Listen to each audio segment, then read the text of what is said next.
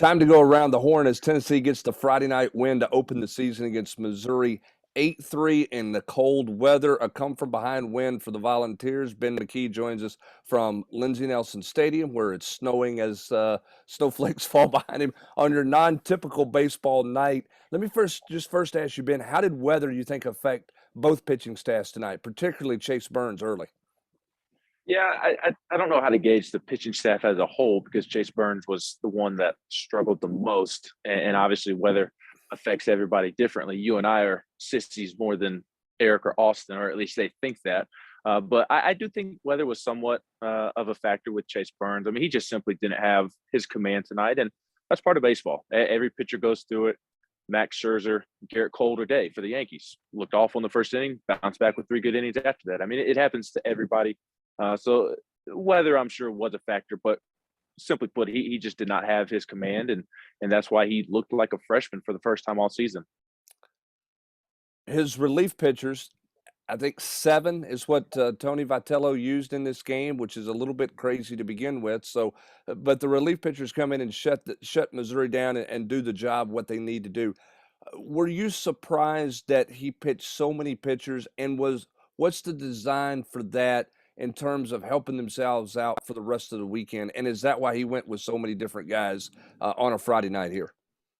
I think it's a little bit of both. The guys that typically you would see extended out didn't pitch a ton. Redmond had to come in at the end of the game to help Blade get out of the ninth inning. So Redmond wasn't going to pitch, and by the time he did pitch, it was the ninth inning.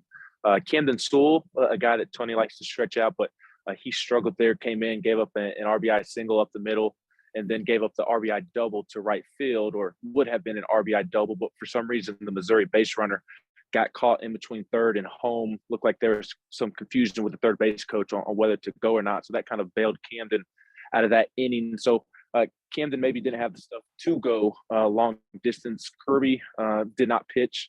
So the guys that you typically see extended out, they didn't pitch today. And Will Mabry, he's obviously a guy that can go several innings.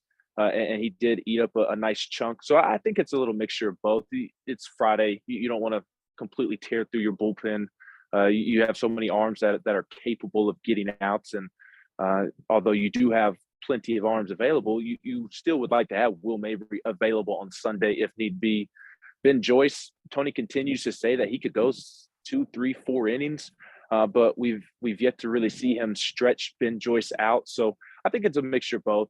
Just trying to navigate the game, not trying to burn out too many guys on a Friday, considering you do have Saturday and Sunday left. And like we talked about with Chase Burns, baseball is baseball. You don't know how Chase Dollander is going to look tomorrow. You don't know how Drew Beam is going to look on Sunday. If those two both turn in a performance like Chase Burns did tonight, then you're really going to need Will Mabry to come back at the end of the weekend, that is. So again, mixture of both. With Blade Tidwell, Tony did say after the game that he would be surprised if he pitched again this weekend. That'll probably do it for him, although Blade will probably try to fight him when he hears that. Missouri starter Spencer Miles was terrific in 5 innings. He gets lifted after 72 pitches. Missouri's bullpen struggles. What did Tennessee's hitters do to the Missouri bullpen? Were they more patient? Was it just a simple matter of they just couldn't locate pitches and serve some stuff up for Tennessee? I think the majority of it was Missouri just could not find the strike zone. But you do have to give Tennessee credit for being a little more patient middle of the game, later in the game than it was at the beginning of the game. They were noticeably more patient. I thought in that first and second inning they were jumping at things and swinging at pitches that they haven't ordinarily swung at this season. So after you were able to get through the starter, who was really good tonight, the first guy out of the pen for Missouri was pretty good as well. And then that's where you kind of see the difference between a Tennessee and Missouri.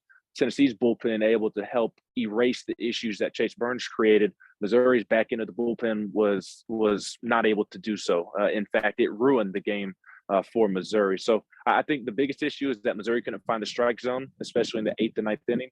But you do have to give Tennessee credit for laying off some pitches that they were swinging at earlier in the game.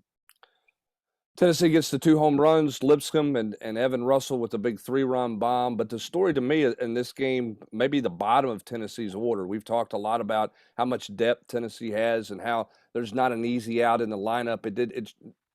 it showed up at its finest tonight. Tennessee's 7, 8, 9 hitters go 6 of 11, score 3 runs, have 2 RBIs. Really got things going to get Tennessee back into this game. What does that say about the depth of this baseball team? And is that just a picture of how scary they are for opponents when you look at what they can do 1 through 9? It says a lot. I think you have to really look at Christian Scott. I mean, the kid has had to sit behind so many talented players in this Tennessee outfield over the years, and now he's a senior, and he still has a crowded outfield to deal with. Tony Vitello said earlier this week there's 5 left fielders that could potentially play, and credit to Christian Scott. He got the start on Sunday against Vanderbilt, did some really nice things, got the start tonight, and he really propelled Tennessee to the win. In my opinion, Tennessee was trailing, and with 1 out in the 7th inning, he bloops a single over the shortstop's head, and because of his hustle and because of what he was seeing, he stretches it into a double. And then next batter, Jarrell Ortega, hits an RBI double himself to tie the game, and then Cortland Lawson comes through with an RBI single to give Tennessee the lead. So it says a lot. It's why so many people are talking about Tennessee. The depth and the amount of talent on this team is why so many people think so highly of this team. But I think tonight you really have to give credit to Christian Scott, a kid that's waited his turn. I asked him after the game why he stuck around. He said he loves Coach V. He loves the Vols. He's bought into the process and has had to wait his turn this year. Not just the last couple of years, but even this season, he's had to wait his turn, and he's made the most out of it the last 2 games. Tennessee finds a way. They rally from behind to get a win on a night where Vanderbilt loses, Ole Miss loses, Arkansas loses. Pretty good night for Tennessee when you look at the rest of the conference. I know there's a lot of baseball to play, but winning at home is important. And for Tennessee to come from behind, they haven't been put in those kind of situations very often. What did you think of Tennessee's response tonight, and how good was it for this team to be pushed the way they were in the back half of a baseball game? It was huge, absolutely huge, Brent. You and I have talked about it. They need to be pushed. I mean, this was good for them.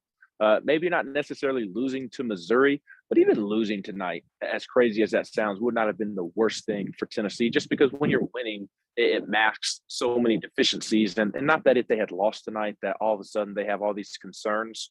But it's just a nice wake-up call. And teams need wake-up calls every now and then. So they haven't really been tested this year.